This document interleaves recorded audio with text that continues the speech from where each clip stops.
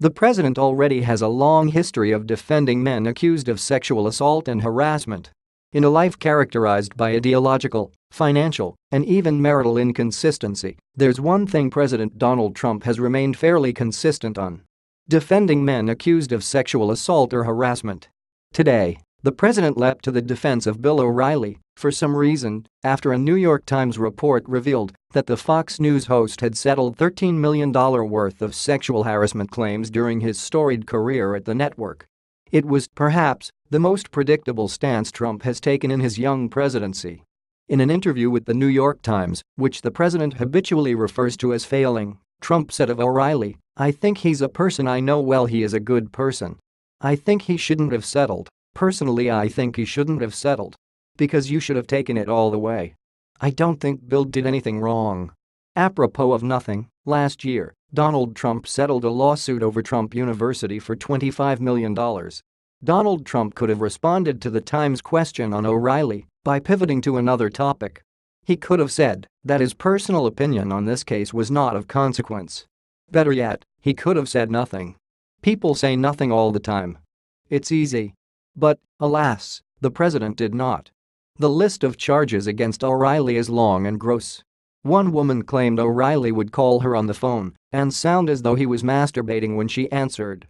Others claimed O'Reilly professionally retaliated against women who rejected his sexual advances. He allegedly told one woman that her purse was ugly when she wouldn't accompany him to his hotel room. This isn't the first time O'Reilly has come face to face with allegations that he's a nightmare to women. In transcripts from O'Reilly's custody hearing with ex-wife Maureen McPhilmy obtained by Gawker in 2015, a psychologist charged with evaluating the O'Reilly family says O'Reilly's teenage daughter once saw her father choking her mother and dragging her down the stairs. O'Reilly has denied those charges.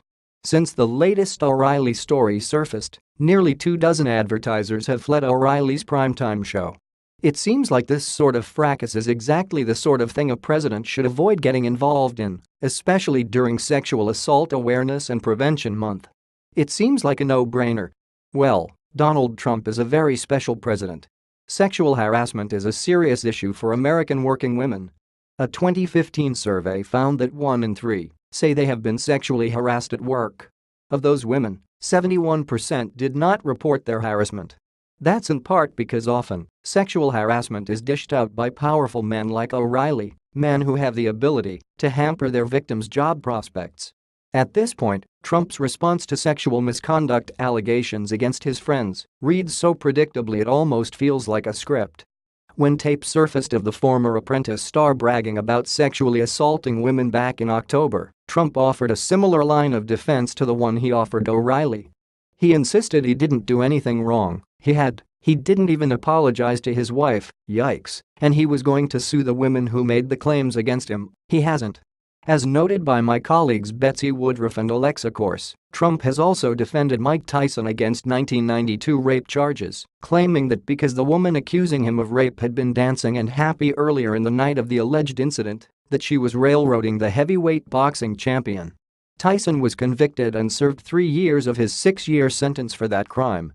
Trump's also defended Jeffrey Epstein, a billionaire who once operated a private jet that was nicknamed the Lolita Express, Joe Paterno, who turned a blind eye to assistant coach Jerry Sandusky's years of sexual abuse of young boys, and Bill Clinton, whose affair with Monica Lewinsky exploited a massive power asymmetry between the two parties.